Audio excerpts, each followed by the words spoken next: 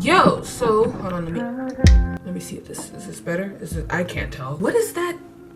What? Oh, I have earrings. I'm like, cause I see a reflection. I'm like, what's happening? Oh yeah, I have earrings on. I bought a new motherfucking SD card, which means that we can do longer recordings within intervals, so I don't have to pause it every 5 minutes, which is good. We moving up in the world. One of these days, I'm gonna become a real YouTuber. Like, I'm gonna be legit, you guys. I'm gonna be fully professional. Like, we gonna have all of our shit worked out. My shit not gonna look like it's like done last minute, even though that's kind of a part of my aesthetic at this point. This sun. Yo, what's up everybody? It's Peach. How you doing? Hope you're having a wonderful day. I need lotion. Actually, before I even get fully started with today's video, I just want to let everybody know that it's more or less maybe 98% sure that I'm going to be at TXT's showcase in Chicago. I don't know why I said 98%. I bought the tickets, so I don't know why I'm like still like maybe I will. No, I bought the tickets. So I will be at TXT's showcase in Chicago. I'm very excited about it. It was the quickest, easiest process of buying tickets. I've never had anything go so smooth in my life. I got P1 high touch in 2 minutes. And that's like insane to me, especially for a K-pop concert of any kind. Like, I'm so used to having to wait 40 minutes to get anywhere. If any of you out there are going to go see TXT at their showcase in Chicago, feel free to let me know in the comments, and maybe we could plan like I wouldn't say meetup, because I don't have enough like people who watch me for it to be like a meetup, but like if you guys see me there, say hi. I asked you guys on my community tab what videos you guys would like to see on my channel. I do that every so often just to kind of gauge where everybody's at, so if you want to be a part of that, make sure you check out my community tab. I'm pretty much always posting stuff there. But anyways, shout out to Denise Andrea, who suggested this video that you guys are seeing today. Be my thoughts on Persona, Map of the Soul Persona after the fact, because what happened was I had a version of this video filmed, and I was like gonna edit and I was gonna put it out, but it was right after Persona had dropped, so like my hype was at like 1 billion, so it was like fucking, what time was it, like 5, 6 in the morning. I hadn't really slept all that much because I was way too excited for the album, and the whole review is just me screaming and yelling, and while I was editing I was like low-key cringing at myself, like why am I so fucking loud? So I decided not to upload it, and I was like maybe I'll just like refilm it or do something else, and Denise, you reminded me that I wanted to refilm this video. So now that it's been officially a week since Persona's dropped, gotten a couple of performances of Boy With Love. We've gotten to see Dionysus perform live, which is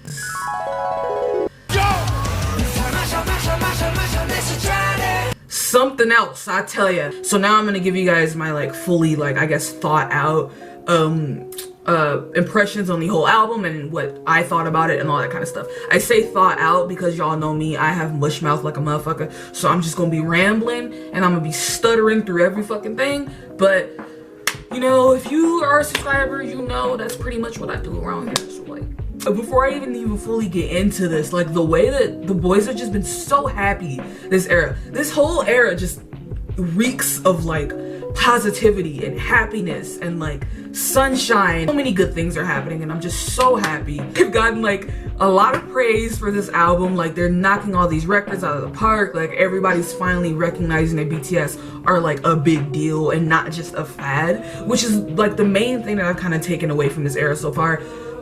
Is that people are really starting to realize the staying power that BTS has. Like, a lot of people in 2017, 2018 were like, oh, this is just a fad, people get over it, it's just like, you know, the boy band of the month kind of thing. But like, people are starting to really realize like, yo, we are not fucking playing. BTS is here to fucking stay. Oh my god, that's like all I've wanted, you know, since like 2016, that's all I've wanted. BTS is not another Beatles. Okay, BTS is not another fucking One Direction, not another New Kids on the Block or whatever. BTS is their own group, and they are artists. They are not just a boy band. They are not just, you know, whatever, like they are artists, they are musicians. And I feel like this era is really solidifying the fact that they are musicians, and that in itself is really all I could ask for. As predicted, my camera died, so I had to wait for my battery to charge here to finally talk about Persona. This video took like 3 hours to film and it absolutely should not have. I just fucking... So let's talk about the intro.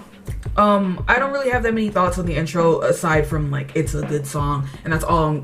You're gonna hear that a lot throughout this whole thing. It's a good song, it's a good song, it's a good song. Because, mind you, I am not like a music reviewer, okay? I'm not like a professional whatever. I'm just some bitch who's been listening to music forever. So, you know.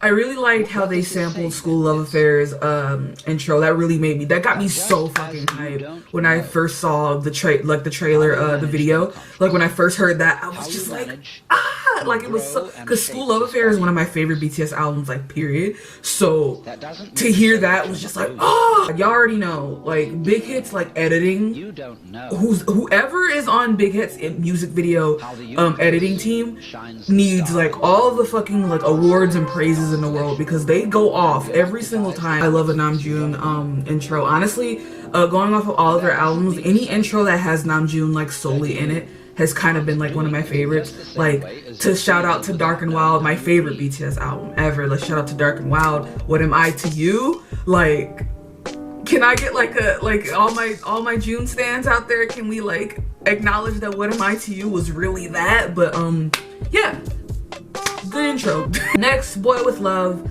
So pretty much everything that I really wanted to say about Boy With Love I kind of said in my Persona opening video, but just to reiterate, I think it's a perfect song. I think it's a perfect title track. I know some people still feel a type of way about Halsey not getting as many lines, or the fact that there's a title track that's featuring somebody else, that, you know, the song is too happy. But what I do actually want to talk about, because somebody had left a comment on my video that was me reading your guys' BTS Unpopular Opinions video, and somebody had asked me, or they said their opinion, and their opinion basically was that they think that BTS should make more like sadder, depressing music or whatever. And that reminded me of this whole conversation that people were having on Twitter about how a lot of music reviewers, like when you look up like reviews of Persona, you know, fans in general, there are a lot of people who are saying that they wanted something more Tear-esque, like they wanted this album to be more edgy and more dark and more depressing, like Tear was, like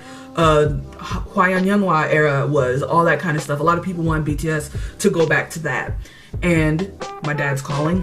Great. It got me thinking how people seem to have such a problem with BTS being happy. And oh god, not even just BTS. Like I saw someone else point this out, how, let's say Adele, right? When she had her, I think it was 21, her 21 album, it was a very sad, somber kind of album, and people praised it and said it was like one of her best albums, one of her best works, like one of the best works in music. Like people gave her all these awards and whatever. But when she came out with 26, when she was like happier, she was married, she had a kid, like she was in a happier place, people didn't give it as much love and said it wasn't as good as 21 was. And that kind of reminds me of this whole situation now, where people are comparing BTS to old BTS, saying that they should be giving us sadder music like Tear, like Hwayeon Yeonhwa, and that whenever they're in a sadder or lower place, that means that their music is better. And it just kind of like, I don't know, it just kind of frustrates me, because like in a way I understand how sadder and depressing music can be good to people, because it's like a place of relatability. Like I can make a whole nother video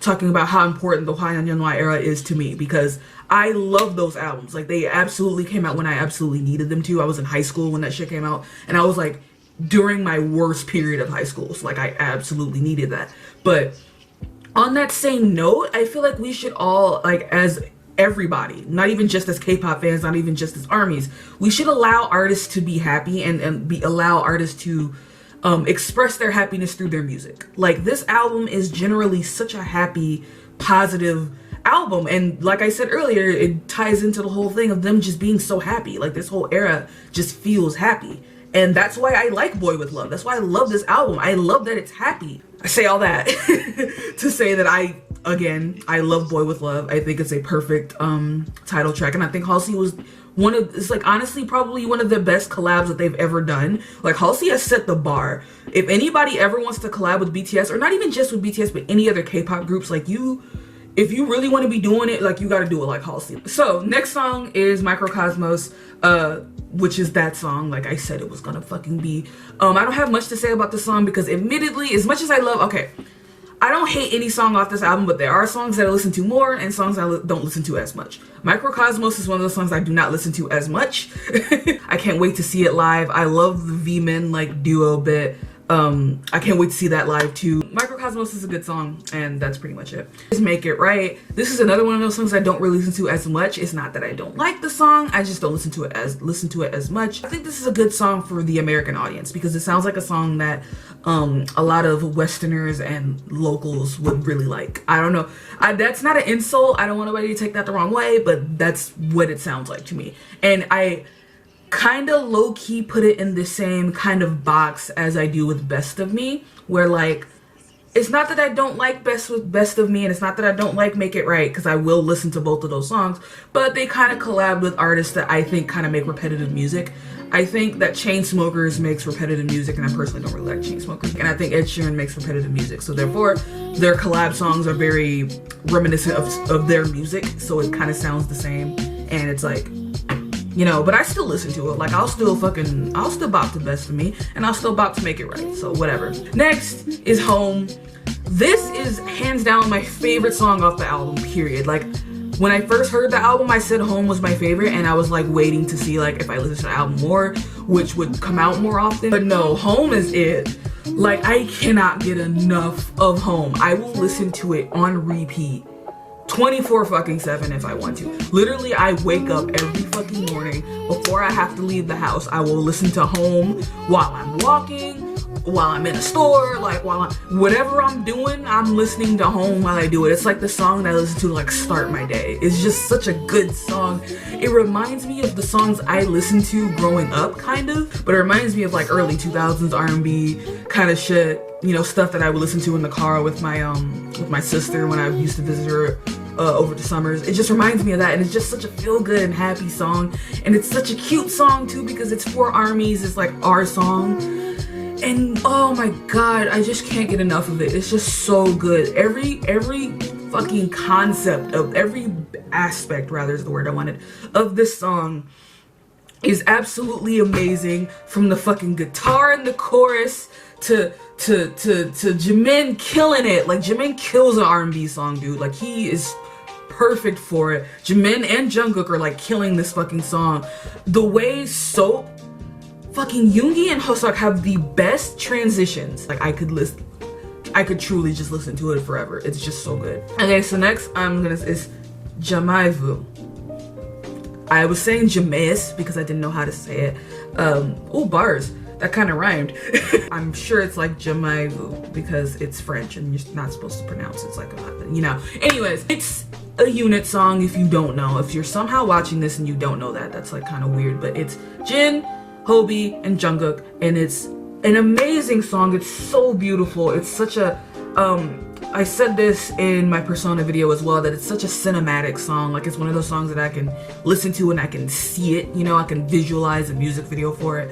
And not to just focus on Hobi, but listen, I'm a Hobi stan, and not to, like, I don't want to sit here and try to victimize my boy, but people sleep on him. Like, people truly sleep on him. The way Hobi fucking, he just ran this whole song for me. Like, I love Jin and I love Jungkook, and I think Jin and Jungkook's vocals mesh so well together. Hobi's vocals and his rapping, like, he is just amazing. He's amazing. I love him so much, and I'm not saying that just because I'm a Hobi stan, I promise you, but that's just my boy. Like, he killed that. This song fits in the playlist for like not indie horror, what? Indie teen romance movies. Like, that's fully it for me. Last song, Dionysus is on an entirely different level for me. And I just really want y'all to recognize and realize this, because I already love the song, but seeing them perform it and seeing the choreo for it and hearing the live vocals and everything, the whole stage that they had for Dionysus, I want Dionysus to be this era's mic drop. Like, I need them to perform Dionysus with Boy With Love. Like, the way I would fucking kill to have this song performed at the BBMAs, at the Grammys, at every year-end show. Like, I need this song performed everywhere. This song brings out this guttural emotion of like emo kid, scene kid angst from my fucking when I was younger. Like it really takes me back to my fucking scene phase, high key. Like I want to headbang. Yoongi saying that he died a K-pop idol and reincarnated as an artist.